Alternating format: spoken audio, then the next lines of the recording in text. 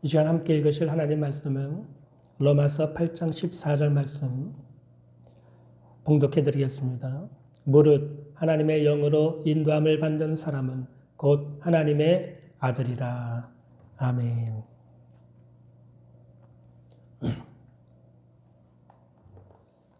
이 시간 성령의 인도를 받는 법이라는 제목으로 시간 함께 하나님의 말씀을 나누도록 하겠습니다. 우리의 믿음을 가진 성도들은 하나님의 인도를 받는 것을 좋아하고 기뻐하고 행복해합니다. 다윗 왕은 시편 23편 1절과 2절에서 다음과 같이 고백했습니다. 여호와는 나의 목자시니 내게 부족함이 없으리로다. 그가 나를 푸른 초장에 누이시며 쉴 만한 물가로 인도하시는도다. 하나님께서는 하나님의 백성들을 지극히 사랑하시기 때문에 늘 함께 하시고 인도하시고 보호하시는 것을 기뻐하십니다. 시편 23편에서 다윗은 이와 같은 사실을 믿음의 고백으로 고백을 했던 것입니다. 오늘날 하나님께서는 성령을 보내주셔서 교회와 성도들의 삶을 인도해 주십니다.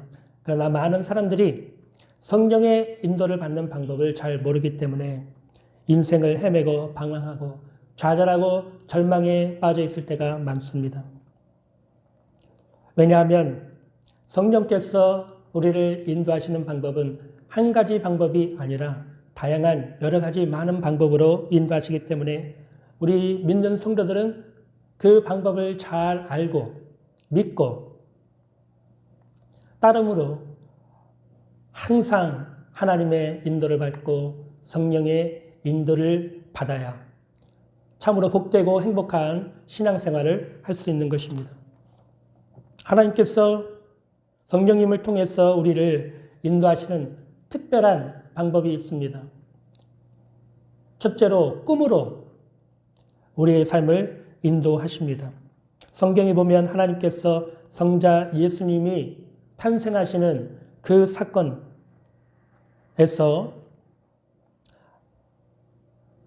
요셉을 꿈으로 인도하신 것을 보게 됩니다. 마태복음 1장 20절과 21절.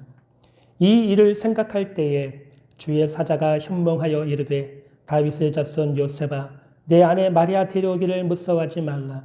그에게 잉태된 자는 성령으로 된 것이라. 예수님이 성령으로 마리아에게 잉태되었을 때 사람의 눈으로 볼 때는 이것이 성령으로 된 것인지 아닌지 알 수가 없으니까 모르죠. 그 남편 된 정혼자 요셉이 볼 때에도 이 사실을 알지 못했습니다. 그러나 요셉은 의로운 사람이라 마리아가 결혼 전에 임신한 것을 사실이 사람들에게 밝히 드러나게 되면 그 당시만 해도 돌로 맞아 죽거나 불에 태워 죽거나 아니면 큰 불행한 일을 당해야 했기 때문에 요셉이 마리아를 그런 불행한 일을 겪지 않도록 하기 위해서 이 일을 그냥 덮어주려고 했어요. 그런데 꿈에 하나님의 사자가 나타나서 이 일은 인간적으로 된 것이 아니라 또 마리아가 부정한 일을 해서 잉태한 것이 아니라 성령으로 된 것이다 라는 사실을 꿈을 통해서 알려주셨던 것입니다. 그래서 요셉이 결혼식을 올리기도 전에 임신한 마리아를 아내로 맞이하여서 결혼을 하게 된 것입니다. 또 마태복음 2장 19절 20절에 보면 헤롯이 죽은 후에 주의 사자가 애굽에서 요셉에게 현몽하여 이르되 일어나 아기와 그의 어머니를 데리고 이스라엘 땅으로 가라. 아기의 목숨을 찾던 자들이 죽었느니라.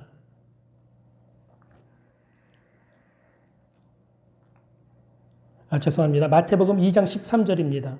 그들이 떠난 후에 주의 사자가 현명하여 이르되 헤롯이 아기를 찾아 죽이려 하니 일어나 아기와 그의 어머니를 데리고 애굽으로 피하여 내가 내게 이르기까지 거기 있으라 하시니. 헤롯 왕이 동방 박사들을 통해서 이 땅에 메시아가 탄생했다. 위대한 왕이 탄생했다는 사실을 전해 듣게 됩니다. 그래서 베들레헴 근처에 있는 아기들을 2살 아래로 다 죽이고 학살하는 끔찍한 일을 벌이게 되는데 이 일을 피하기 위해서 하나님께서는 요셉의 꿈에 사자를 보내셔서 이 사실을 알리고 애굽으로 피하라고 인도해 주신 것입니다. 또 마태복음 2장 19절 20절에 보면 헤롯이 죽은 후에 주의 사자가 애굽에서 요셉에게 현명하여 이르되 일어나 아기와 그의 어머니를 데리고 이스라엘 땅으로 가라. 아기의 목숨을 쳤던 자들이 죽었느니라 하시니. 또 마태복음 2장 22절과 23절에 보면 그러나 아켈라오가 그의 아버지 헤롯을 이어 유대 임금됨을 듣고 거기로 가기를 무서워하더니 꿈에 지시하심을 받아 갈릴리 지방으로 나사렛이란 동네에 가서 사니.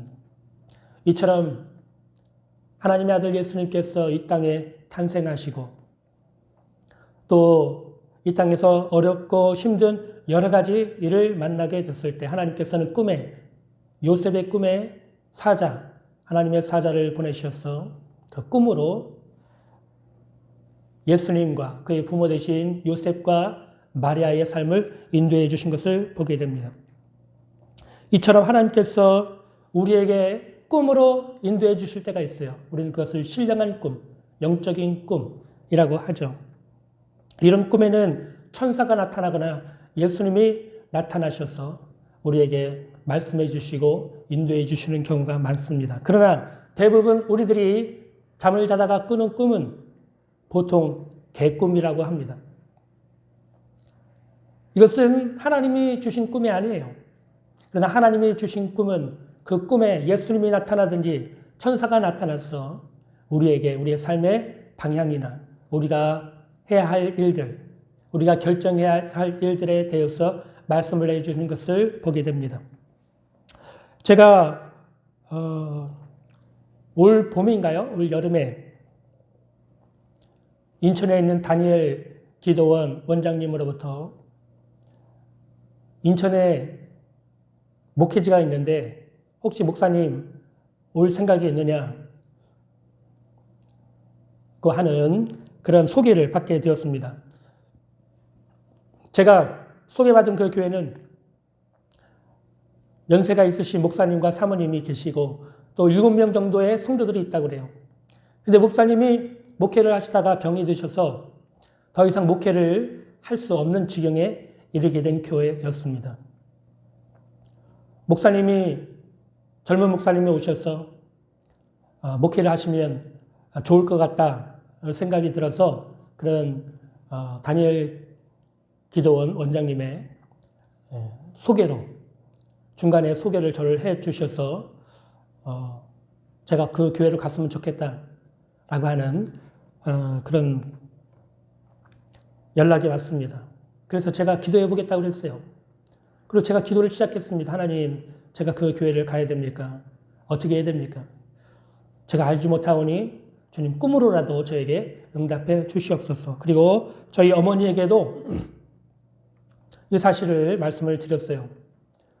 그런데 뭐 하루가 지나고 이틀이 지나고 3일이 지나도 아무런 꿈도 꾸지 않고 또 어떤 응답도 저에게 주어지지 않았습니다. 참 답답해하고 있는데 그래도 기도를 해보겠다고 했으니까 기도한 다음에 응답을 그 다니엘 기도원 원장님에게 말씀을 드려야 되는데 뭐 응답이 없으니까요. 근데 어느 날 저녁에 제가 꿈을 꾸게 됐는데 제가 예전에 처음에 시골교회 목회하던 그때 그 교회에 들어가는 입구로 제가 차를 몰고 운전하고 들어가는 그런 꿈을 꾸게 됐는데요. 그 마을 입구에 어떤 한 미친 여자가 아주 그냥 한이 서린 그런 표정과 그런 모습을 하고 그 마을 입구에 탁 있는 거예요. 근데 제가 그 길을 지나가면서 머리가 쭈뼛쭈뼛 서고 또 거기를 지나서 제가 원래 시골교회에 목회하던 그곳으로 운전을 해 가는 그런 꿈을 꾸게 되었습니다. 그리고 그 꿈이 여러분도 들어서 보면 아시겠지만 별로 좋은 꿈이 아니잖아요. 네. 교회를 가는 도중에 어떤 정신 나간 귀신 들린 미친 여자가 거기서 탁하니 기다리고 있으니 별로 좋은 꿈이 아니었습니다. 그런데 제가 그 얘기를 그 다니엘 기도원 원장님에게 할 수가 없으니 그냥 제가 말씀을 드리기를 하나님께서 저에게 아무런 어떤 응답도 주시지 않아서 제가 어떻게 움직일 수가 없겠습니다. 라고 정중히 그분의 그 요청을 제가 거절을 하게 되었습니다.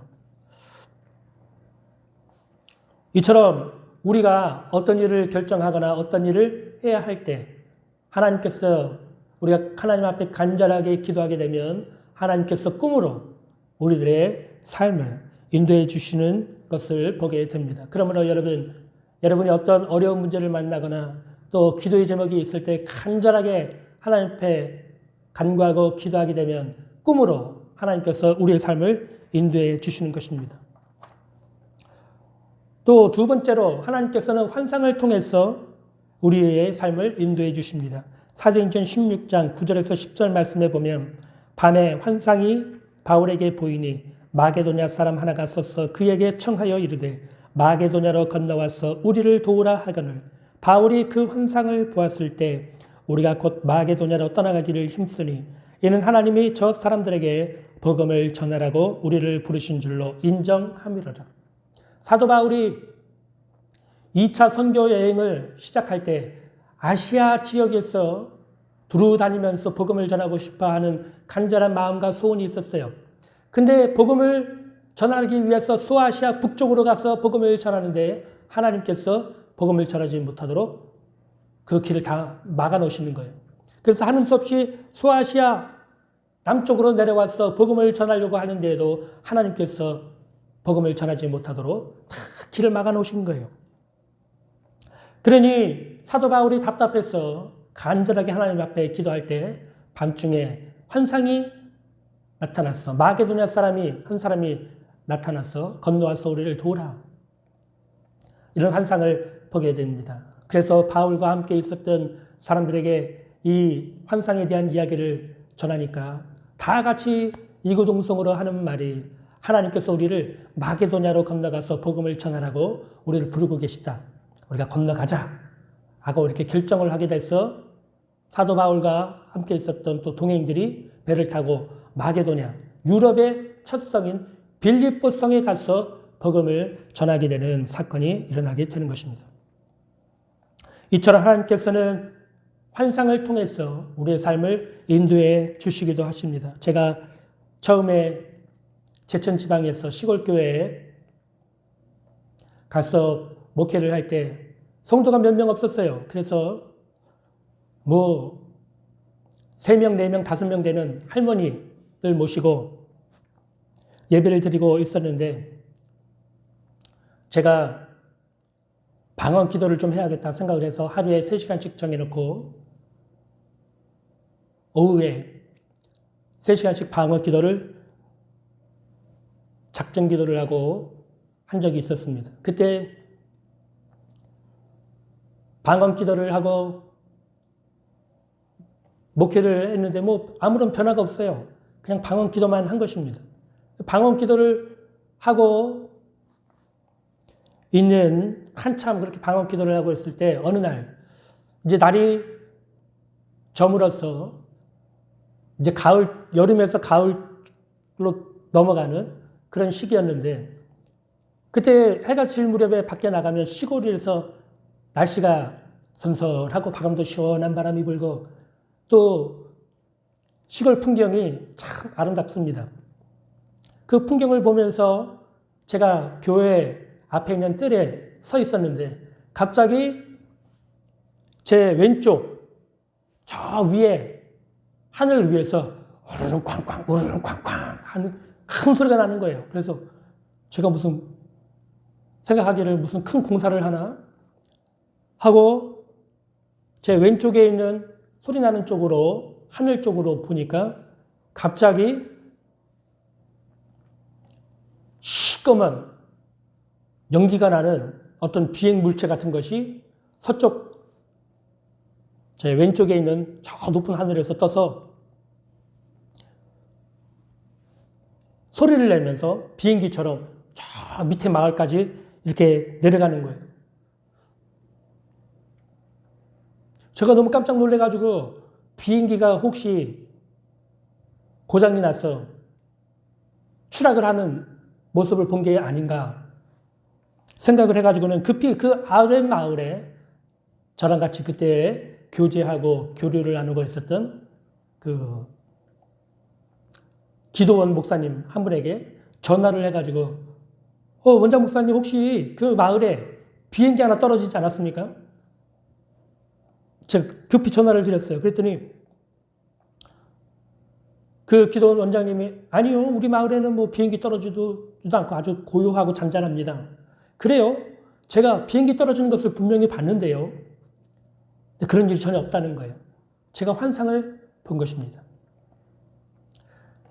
큰 불에 타는 검은 연기를 내뿜는 비행기가 저 위에서부터 그 아랫마을까지 휘 하고 내려가는데 떨어지지가 않아요. 추락하지가 않아요. 그냥 계속 그렇게 내려가는 것입니다. 그런 환상을 본 적이 있어요. 그래서 제가 이게 무슨 환상인가 알지 못해서 그렇게 한참을 지내왔는데 어떤 분에게 제가 그 얘기를 했더니 공중에 권세 잡은 마귀의 세력이 그 마을을 이렇게 돌면서 다스리는 모습을 하나님께서 환상으로 보여준 것이다. 이런 말씀을 했을 때 그 말이 맞다. 왜냐하면 그 마을에 6.25 전쟁이 끝난 다음에 한 할머님이 그 마을에 오셔서 그 불교를 열심히 전도를 해가지고 대부분의 많은 분들이 불교를 믿고 미신에 빠져가지고 살았던 분들이 굉장히 많이 있었어요. 그래서 그 교회, 그 마을에서는 절에 다니는 분들은 많아도 교회 다니는 분들이 3명, 4명. 그 마을 인구수가 전체가 한 80명 정도가 되는데 그 중에 겨우 3명, 4명만 교회를 나오고 나머지는 다 우상 숭배에 빠져서 사는 분들이고 또 농촌에 보면은 연세가 드신 분들이 농사일을 짓고 힘들고 피곤하니까 밤에는 막걸리나 술을 마시고 그렇게 사시는 분들이 굉장히 많이 계셨습니다. 그리고 그 마을에는 특히 또 혼자 사시는 분들 중에 힘들고 외롭고 고독해서 자살하시는 분들이 꽤 있었어요. 그러니 그 마을을 지배하고 공중권세를 잡고 다스리는 그런 마귀의 모습을 하나님께서 환상을 통해서 제가 열심히 방언으로 기도할 때 보여주신 적이 있는 것입니다. 이처럼 하나님께서는 환상을 통해서 어떤 영적인 사실을 우리에게 알려주시고 보여주실 때가 있습니다. 또 세 번째로 하나님께서는 음성을 통해서 우리의 삶을 인도해 주십니다. 사도행전 13장 1절과 2절 말씀에 보면 안디옥 교회에 선지자들과 교사들이 있으니 곧 바나바와 니게르라 하는 시므온과 구레네 사람 루기오와 분봉왕 헤롯의 젖동생 마나인과 및 사울이라 주를 섬겨 금식할 때에 성령이 이르시되 내가 불러 시키는 일을 위하여 바나바와 사울을 따로 세우라 하니 안디옥 교회에 5명의 교사와 선지자들이 있었어요. 이들이 주를 섬기면서 금식하며 기도할 때에 그들에게 성령의 음성이 들린 것입니다. 내가 불러 시키는 일을 위해서 바나바와 사울을 따로 세우라 라고 하는 음성을 이 5명이 다 듣게 된 것입니다. 이처럼 하나님께서는 때로 우리가 어떤 문제를 놓고 간구하고 기도할 때 또 신앙생활을 할 때 우리에게 성령의 음성을 들려주시는 때가 있습니다. 저의 경우에는 과거에 수원에서 저희 형님과 한 교회에서 봉사하고 섬길 때 제가 저희 형님과 다툰 일이 자주 있었어요. 뭐가 그렇게 맞지 않는지 저희 형님과 제가 자주 다퉜는데 때로는 한때는 둘이 심하게 다투어서 제가 그냥 교회에서 있다가 형하고 다투고 난 다음에 이렇게 씩씩대면서 집으로 다시 돌아오고 있는데 제 마음 가운데 계속해서 들려오는 성령님의 음성이 있었습니다. 네가 먼저 가서 화해해라. 네가 먼저 가서 화해해라. 제 마음은 막 형하고 싸우고 난 다음이니까 얼마나 막 화가 나요. 뚜껑이 막 열렸다 닫혔다 열렸다 닫혔다 하고 막 씩씩대고 있는데 제 마음 속에서 성령님이 말씀하시는 거예요. 네가 가서 먼저 화해해라. 네가 가서 먼저 화해해라. 저는 그 음성을 들었을 때 자존심이 있으니까 제가 어떻게 먼저 가서 화해를 요청합니까? 제가 뭐 잘못한 것도 아닌데 형이 먼저 잘못해가지고 이런 사단이 났는데 왜 내가 먼저 가서 화해하고 사과를 해야 되느냐? 제 마음속에 그 음성이 굉장히 고통스러웠습니다.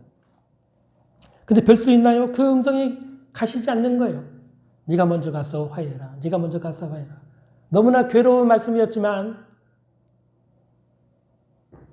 너무 괴롭고 그 말씀이 듣는 게 힘들어서 제 눈에서 눈물이 나더라고요. 네? 근데 어떡합니까? 그 음성이 사라지질 않는데 너무 괴롭고 너무 힘든 거예요. 그 음성 듣는 것이. 하는 수 없이 제가 눈물을 흘리면서 다시 형이 있는 교회로 돌아왔어. 보니까 형이 사무실에 앉아 있어요. 제가 갔는데 본 척도 안 해요. 속으로는 제가 막 아이고 참 한 번 더 싸울까라는 생각도 들었는데 그래서는 안 되잖아요. 결국 제가 먼저 형에게 화해를 요청했습니다. 형 미안해. 내가 형한테 싸우고 대들었는데 미안해 형. 다시는 안 그럴게. 그 말을 하는데 제 눈에서 눈물이 흘러요. 왜냐하면 저는 그러기 싫었거든요. 제 마음은. 그거 어떡합니까? 성령께서 제 마음속에 계속해서 네가 먼저 화해하고 용서하고 그러라고 하시는데 그래서 눈에서는 눈물이 흐르고 내 마음적으로는 하기 싫지만 성령님의 음성을 따라서 제가 먼저 형에게 화해를 요청했습니다. 그랬더니 형이 그래 알았어. 이 한마디만 하고 끝이에요. 그리고는 마음 함께서 아유 그래 그것밖에 안 되지 형은. 그랬는데도 그렇게 화해를 하고 돌아서서 집으로 돌아오는데 그때도 눈물이 흘려지는 거예요. 근데 그 기쁨은 마음의 기쁨과 평안을 주는 그런 눈물이었습니다. 성령님의 음성에 제가 순종하기 힘들고 반항하고 싶고 행동으로 옮기기 어려울 때 그럼에도 불구하고 제가 형하고 성령님의 음성에 따라서 화해하고 돌아왔을 때 하나님께서 제 마음을 변화시켜 주신 것이죠. 제 마음의 기쁨과 평안을 주셨던 것입니다. 이처럼 성령께서는 음성을 통해서 우리의 삶을 인도해 가십니다. 여러분도 힘들고 어려울 때, 또 때로는 하나님의 말씀을 듣고 있을 때 여러분 마음속에 하나님께서 성령을 통해서 말씀을 주시고 음성을 들려주실 때가 있을 것입니다. 그 음성을 들을 때 여러분의 생각과 여러분의 감정과 맞지 않는다고 해서 불순종하지 마시고 그 말씀에 여러분 순종하십시오.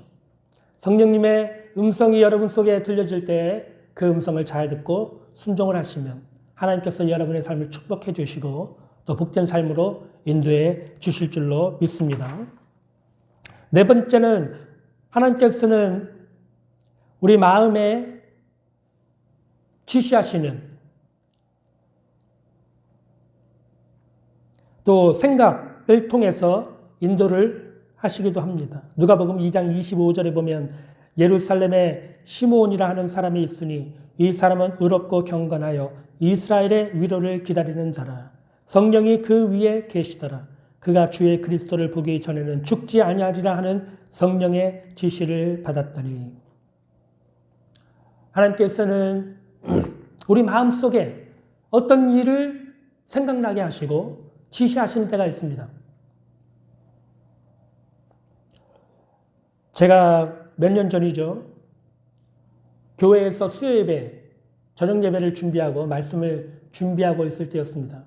그때 말씀을 준비하고 있는데 어차피 수요일 저녁에 이 개척교회 참여하는 성도가 아무도 없어요. 저 혼자서 그냥 기도하고 찬송하고 말씀 전하고 주기도만 하고 끝내는 그런 수요예배를 드리고 있는데 그날따라 제가 말씀을 준비할 때 유난히 제 마음 가운데 이단에 대한 말씀을 준비하라.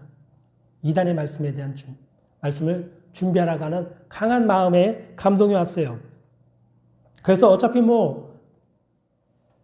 성도가 아무도 없는데 누가 들으랴 그런 생각을 하면서 이단에 대한 설교를 준비를 했습니다. 그런데 그날 저녁에 이단에 속한 사람 2명이 저희 교회를 찾아온 거예요.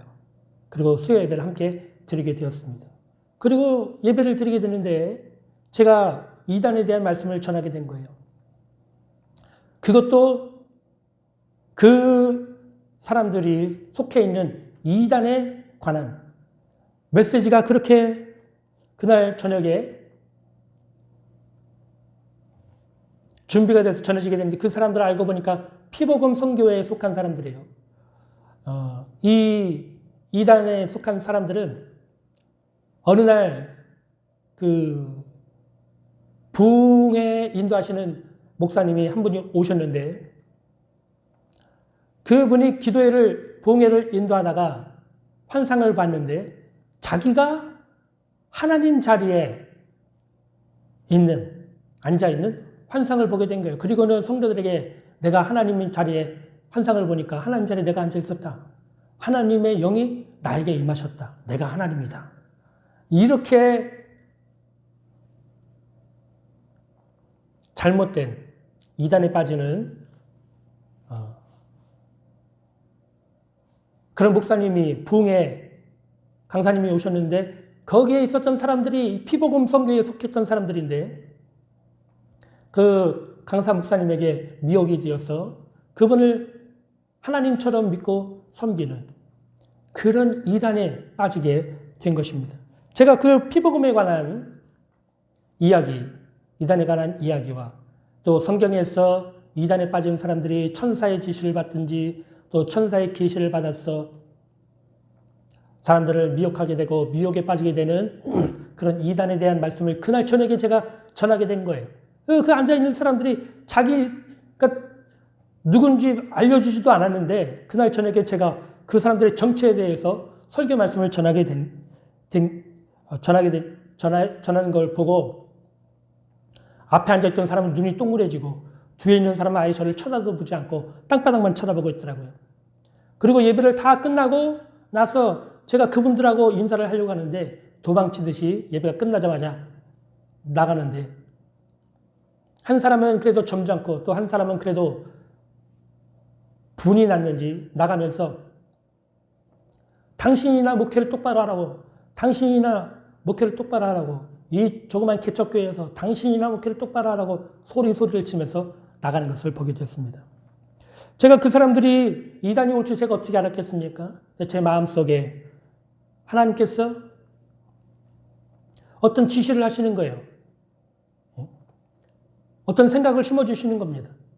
그러면 그 생각을 붙들고 기도를 하고 준비를 하게 되면 하나님께서 그 일을 통해서 인도하시고 일하신 것을 보게 됩니다. 또 과거에는 제가 기도원에서 찬양 인도를 할 때 그 기도원 원장님이 해외로 부흥 집회를 간 적이 있었는데 하루 저녁 저에게 말씀을 전하는 기회를 주셨어요. 그래서 어떤 말씀을 준비할까 하고 기도를 하고 있는데 오늘 저녁에 자살할 사람이 와서 예배를 드릴 것이다 라고 하는 마음속에 강한 생각이 마음이 부딪혀 왔습니다. 저는 다른 말씀을 준비하고 있는데 계속 제 마음속에 오늘 저녁에 자살할 사람, 자살할 마음을 갖고 예배를 참석하는 분이 올 것이다 라고 하는 그런 마음의 큰 부담감, 그런 마음과 생각이 부딪혀지는 거예요. 그래서 제가 생각했던 말씀들을 다 뒤로 한 채 그 자살하려고 하는 사람이 만약 정말 온다고 생각을 하고 그 한 사람을 위해서 말씀을 준비해서 전한 적이 있었습니다. 그 사람이 정말 있었는지 없었는지는 알지 못하지만 아마 그날 저녁에 제 설교를 들은 성도들은 어안이 벙벙했을 거예요. 왜냐하면 제가 그 한 사람만을 위해서 설교를 했기 때문에 자살하지 말라고, 죽지 말라고 하는 설교를 듣고 은혜 받으러 왔는데 이게 무슨 설교냐, 동문서답하는 거냐, 아마 그렇게 생각하는 분들이 많이 계실지 모르겠지만 제 마음속에 그렇게 생각을 주시고 또 마음속에 그런 지시를 주셨기 때문에 제가 그분을 위해서 설교를 준비해서 전한 적이 있었습니다. 이처럼 하나님께서는 우리의 삶을 인도해 주실 때 꿈으로 인도해 주시고 환상을 통해서 때로는 음성을 통해서 또 마음의 생각이나 지시를 통해서 우리의 삶을 인도해 주시는 것입니다. 또 하나님께서는 우리의 마음 속에 소원을, 열렬한 소원을 두고 행하게 하십니다. 하나님께서 우리의 삶을 인도하실 때 우리 마음속에 열렬한 갈망이 생기고 소원이 생기고 또 그런 마음을 통해서 우리의 삶을 인도해 주시고 응답해 주시는 것입니다. 빌립보서 2장 13절에 보면 너희 안에 행하시는 이는 하나님이시니 자기의 기쁘신 뜻을 위하여 너희에게 소원을 두고 행하게 하시나니라고 말씀하고 있습니다. 사도 바울은 위대한 복음의 전도자였습니다. 그는 일평생 이방 지역을 다니면서 수많은 박해와 환난과 고통을 당하면서도 끊임없이 가는 곳마다 복음을 전하고 돌에 맞아도 복음을 전하고 박해를 받아도 복음을 전하는 정말 열렬한 복음 전도자였습니다. 고린도전서 15장 10절에 보면 그러나 내가 나 된 것은 하나님의 은혜로 된 것이니 내게 주신 그의 은혜가 헛되지 아니하여 내가 모든 사도보다 더 많이 수고하였으나 내가 한 것이 아니요 오직 나와 함께 하신 하나님의 은혜로라 라고 말씀하신 거예요. 사도 바울이 그렇게 박해 속에서 핍박 속에서 환난 속에서 복음을 전하는 일을 주저하지 않고 열렬하게 복음을 전하는 복음 전도자가 된 것은 하나님께서 그 마음 가운데 복음을 전하고 싶은 열렬한 강렬한 소원을 주셨기 때문입니다. 로마서에 보면 내가 복음을 전하지 않으면 나에게 저주가 임할 것이라고 또 내가 모든 사람에게 빚진 자라고 사도 바울이 고백할 수 있었던 것은 하나님께서 그의 마음속에 죽어가는 영혼들에게 복음을 전하고 싶은 열렬한 마음의 소원을 주셨기 때문입니다. 이처럼 하나님께서는 우리의 삶에 열렬한 소원을 불러일으키셔서 우리의 삶을 인도해 주시는 것입니다. 제가 수원에서 저희 형님네 교회를 다니면서 개척교회를 준비하고 있었던 적이 있었습니다. 근데 그때 환경은 제가 개척을 할 수 있는 환경이 전혀 아니었어요. 제가 물질이 있는 것도 아니고 돈도 없고 또 어디 가서 개척을 해야 될지는 알지 못하고 또 목사님들도 감리교 목사님들도 전혀 잘 알지 못하고 교류를 전혀 하지 않고 있었던 때였습니다. 근데 제 마음속에서는 개척을 하고 싶은 열렬한 마음이 생기는 거예요. 그래서 낮에는 막노동에 나가서 노가다를 나가서 일을 하고 저녁에는 교회에 와서 기도회를 하고 또 주일에는 형님네 교회에서 성가대 지휘하면서 봉사를 하고 그랬는데 낮에 노가다 일을 할 때에도 또 집에 올 때에도 또 교회에서 기도회를 하거나 봉사를 할 때 제 마음속에서 계속해서 개척교회를 하고 싶다고 하는 간절한 소원이 불같이 일어났습니다. 그래서 일을 하면서도 때로는 이 마음이 너무 간절해서 눈물을 흘리면서 하나님 제가 개척교회를 할 수 있게 도와주십시오. 하나님 제가 개척교회를 할 수 있게 문을 열어주십시오. 동서남북 사방을 봐도 개척할 수 있는 상황이 아니었어요. 근데 제 마음속에는 불같은 소원이 일어나서 계속해서 눈물을 흘리면서 그런 기도를 드리게 되었습니다. 근데 어느 날